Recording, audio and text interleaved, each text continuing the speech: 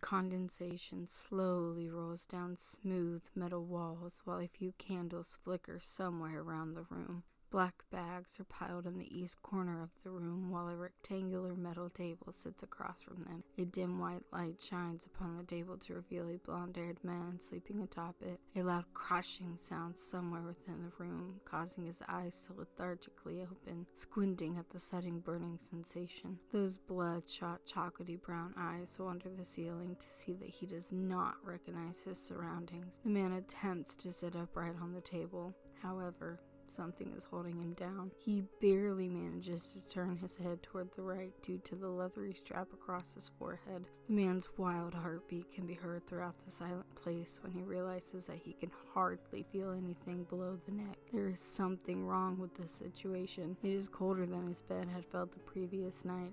This is not the place he had fallen asleep in. He opens his mouth to scream. However, the cottony feeling in his throat prevents him from making a sound. Is his throat too dry to cry out for help, or do his vocal cords no longer function? What horrible monster would do this to a person? The clicking sound of high heels on the concrete floor echo throughout the room, not even a moment after the door to the room slams shut. The obnoxious clicking sounds clatter across the floor, only to stop beside the table. The man attempts to make another sound due to the intense amount of fear overwhelming him. His eyes widen upon seeing someone in a white lab coat standing beside him, hands elegantly moving at a rapid speed. He must not have heard the clicking noise stop in front of the table. His hearing must be fading as well. The small figure steps back and turns around to face him. He notices light brown hair resting atop the woman's shoulder, while a pleasant smile spreads across her glossy pink lips. There are no words to describe how he is feeling when the woman reveals a newly stitched, feminine hand attached to his right arm. He tries to cry out for help once more, to ask why the hell this woman would do this to him. Yet that persistent, cottony feeling causes him to panic. His breathing gets heavier with each different thought running through his mind. The lab coat flows behind her as she hastily drags another bag into the east corner before reapproaching him. Her olive-colored hand reaches out and runs her fingers through his hair. Her lips part as if she is going to say something, yet she remains silent for the moment.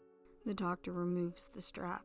Her hands carefully slide underneath his head, and she lifts it up to show him what she is rather proud of. Perfect hand-woven stitches run along the top of both hands, kneecaps, and his ankles, each reattached limb different from the ones he had showered with the night before. His eyes sluggishly wander around the room, taking in every detailed picture of different surgical procedures with very precise instructions of how to and vivid images of where to cut into the body. The man is absolutely petrified when he notices separate piles in the corners of the cold room. Pieces of body parts hang from hooks in the ceiling. Dismembered carcasses lay in a pile, while fresh crimson-colored liquid inches its way towards the mesh-covered drain. Every shape and sized jars full of different organs sit on multiple shelves beneath the pictures, and the only assumed thought running through his mind this time is that he is some sort of experiment, like Frankenstein. He just now realized where he is.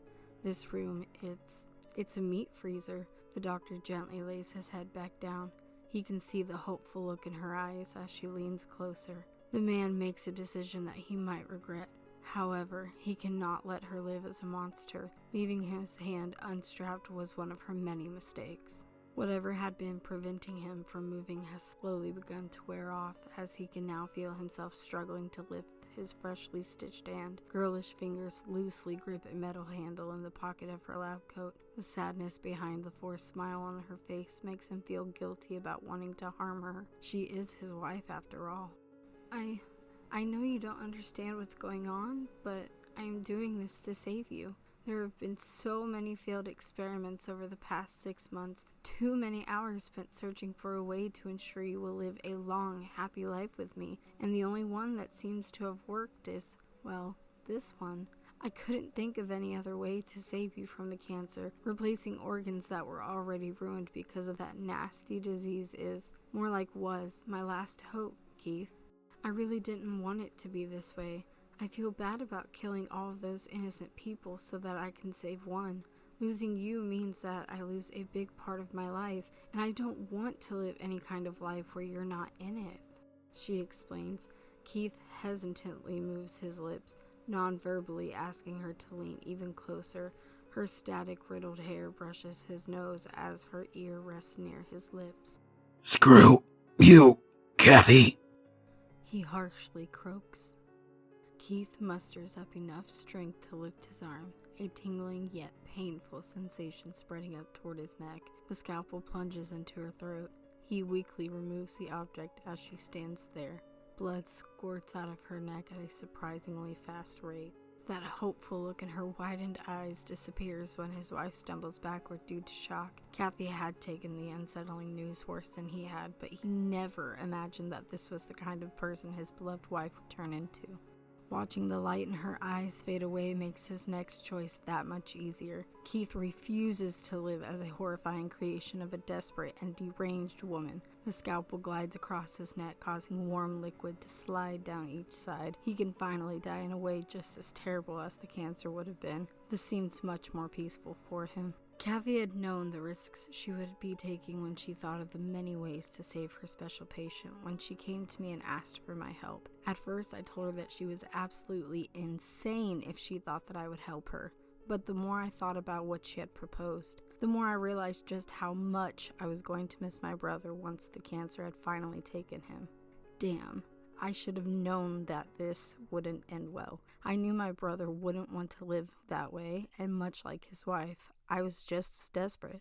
Kathy and myself were certain that she had succeeded, yet in the end, she failed.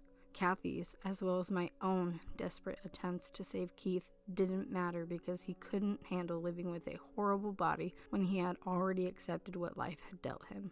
I cannot even begin to fathom what thoughts were running through my brother's mind as I watched him from the shadows. And you know what?